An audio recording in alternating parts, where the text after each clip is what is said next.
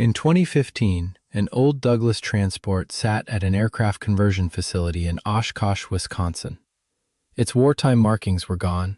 Its troop seats, military radios, and navigation equipment had disappeared during decades of civilian service. At one point, it had even been painted to resemble an C-47 gunship from the Vietnam War, a role it had never performed. To anyone walking past, it was simply another surviving member of the DC-3 family, an airframe that might be given turbine engines and returned to useful work. But buried in military records was a number, 42-92847. That number connected the aircraft in Wisconsin to a night in June 1944, when it had carried a 7-man flight crew and a group of American paratroopers across the English Channel. It had flown at the head of the first main American airborne serial approaching Normandy. Its name had been That's All, Brother. The aircraft had not been found at the bottom of a lake. It had not been excavated from a field or recovered from a jungle. Its metal had survived in plain sight. What had disappeared was its identity. Douglas completed the C-47A Skytrain at Oklahoma City on March 7, 1944.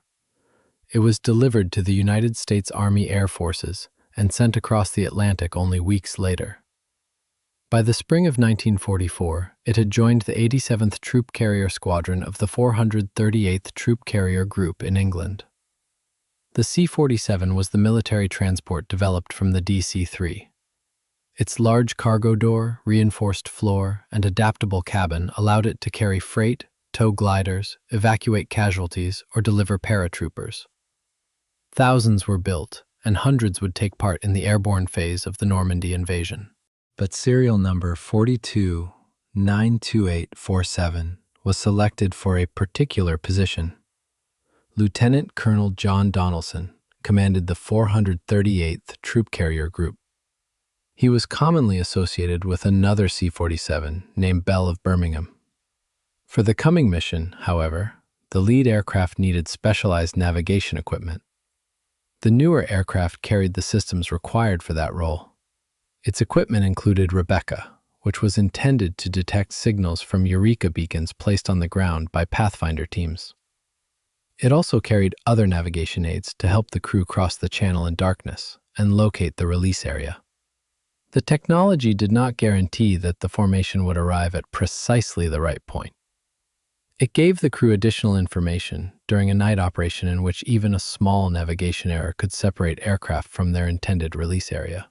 For the aircraft's nose, Donaldson chose a name that served as a message to Adolf Hitler.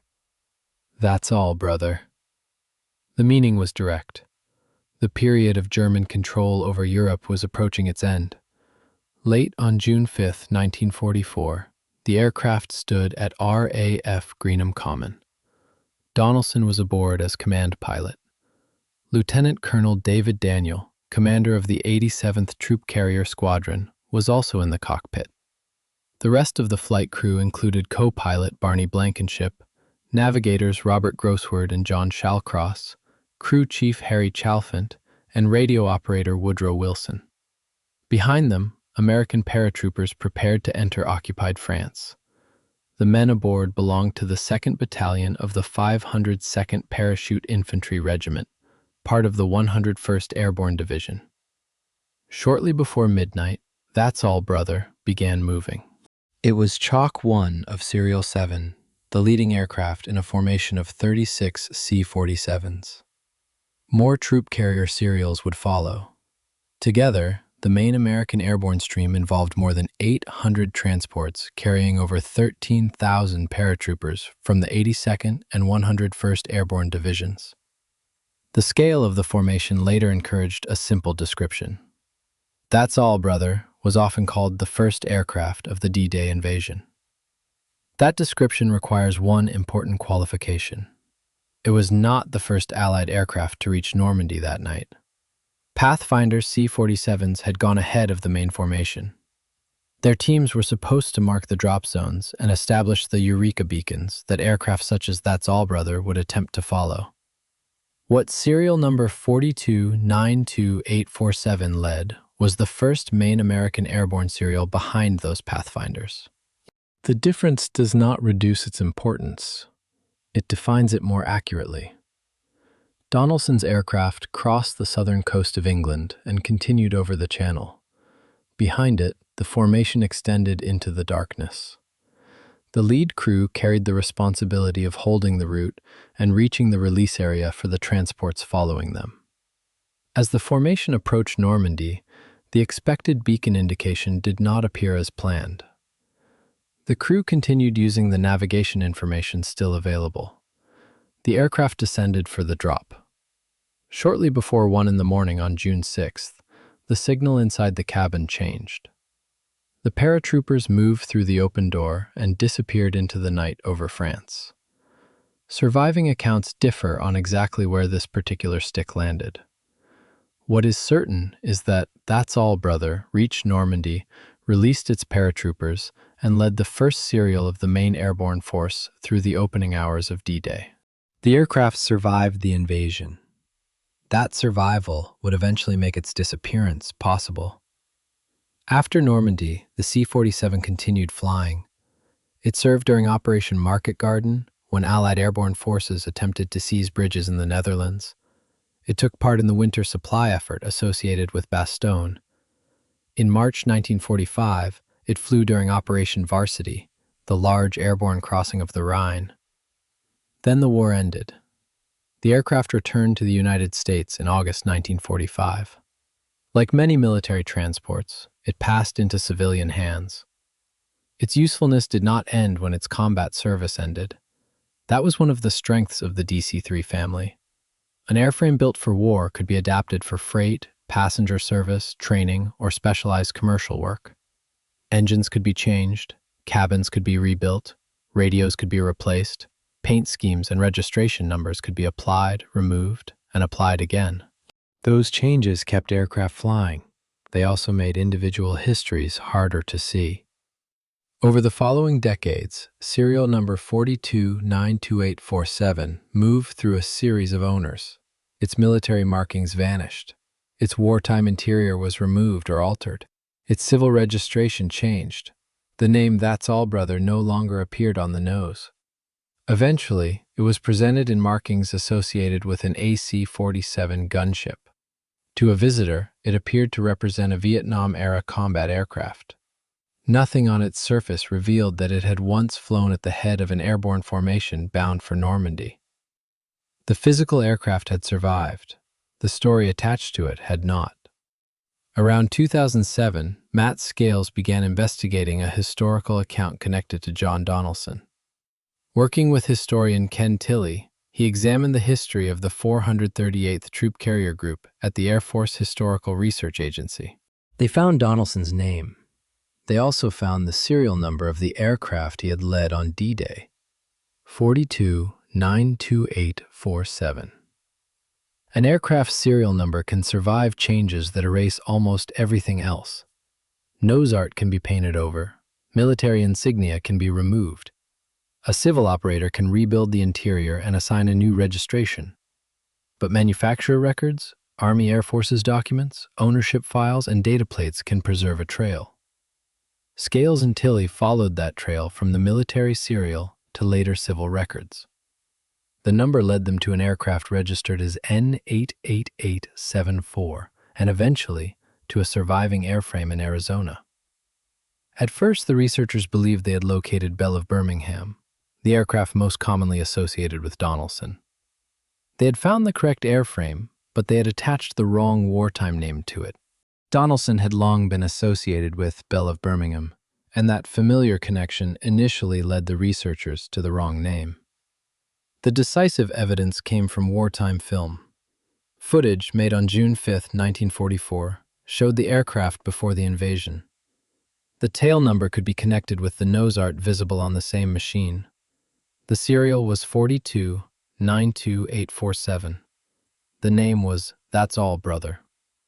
The discovery immediately changed the importance of the surviving aircraft. This was not merely another C-47 that had served in the European theater.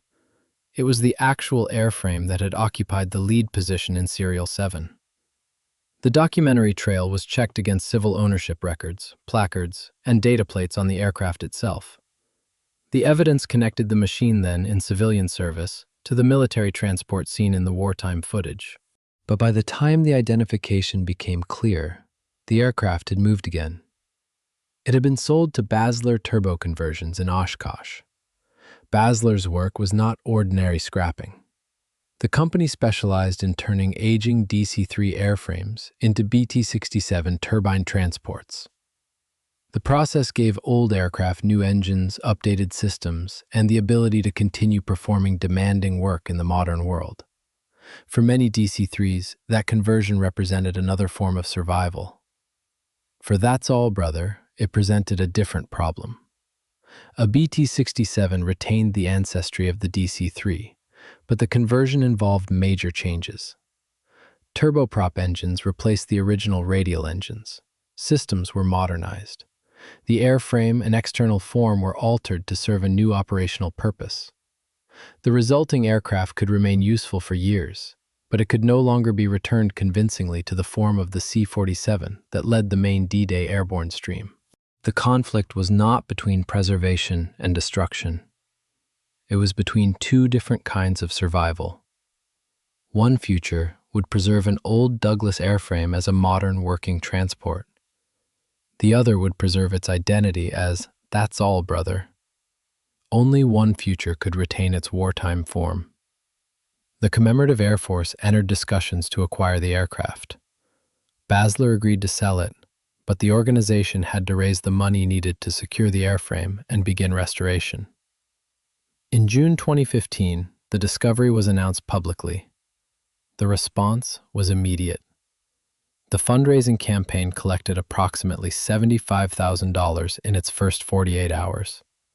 The target was later increased to about $250,000 as the scale of the acquisition and restoration became clearer.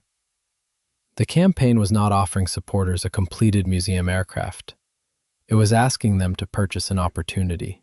The airframe had endured decades of civilian work. Much of its wartime equipment was missing.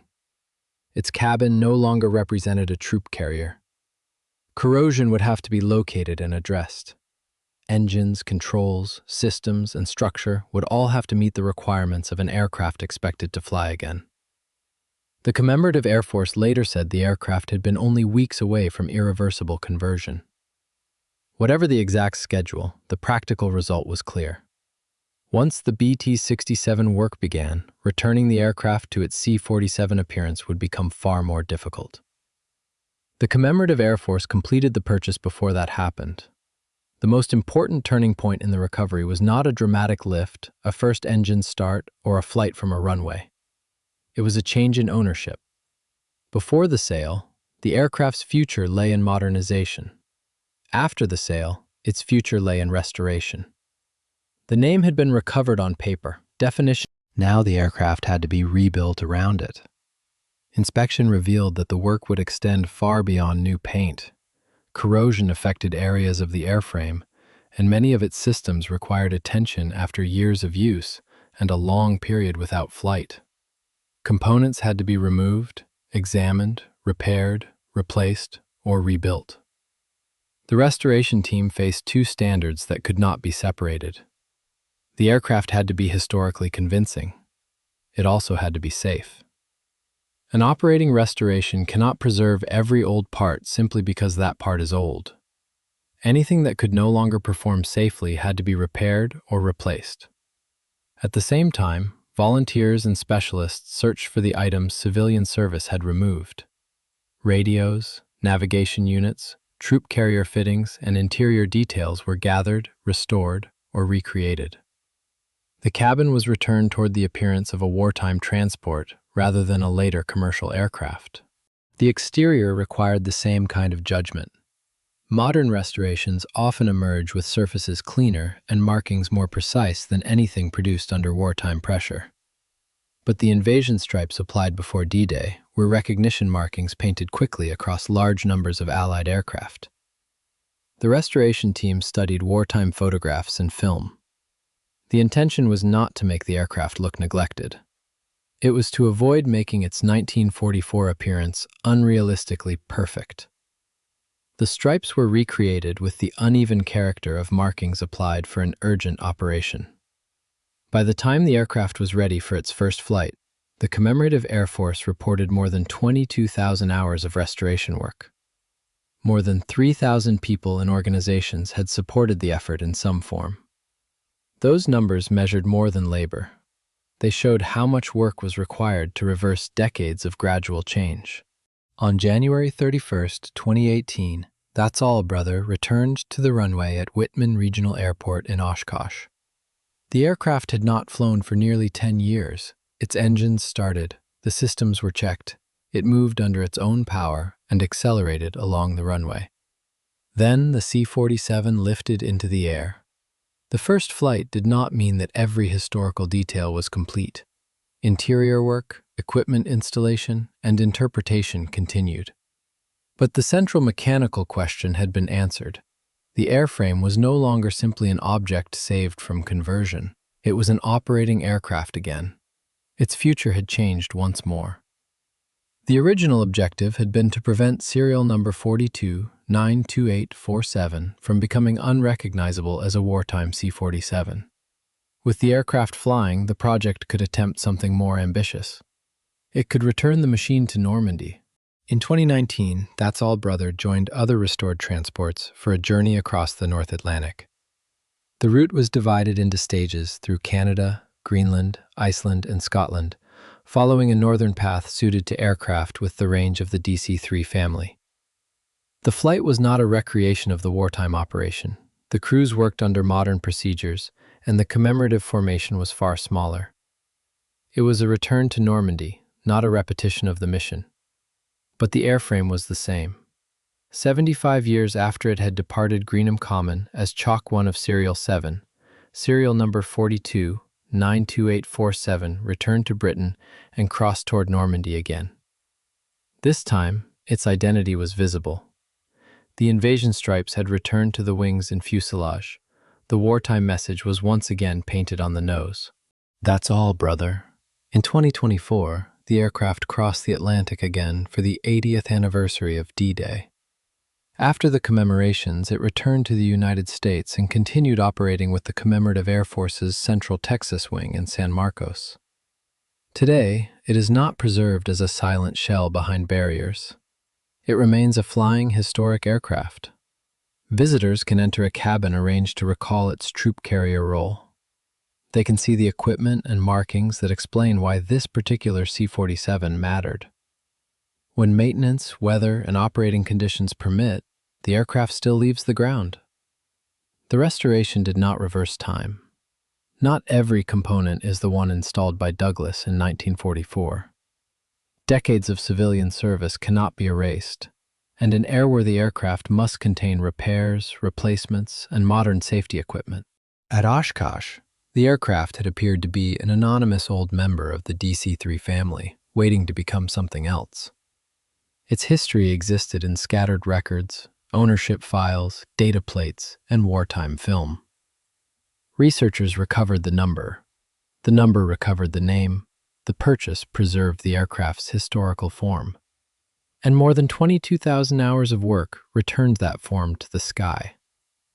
That's All Brother was never pulled from deep water or raised from beneath the earth.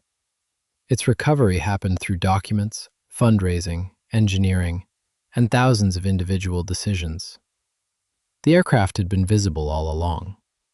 What no one could see was what it had done. Now the same machine that led the first main American airborne serial toward Normandy can cross that coast again, its invasion stripes beneath its wings, and its message once more visible on the nose.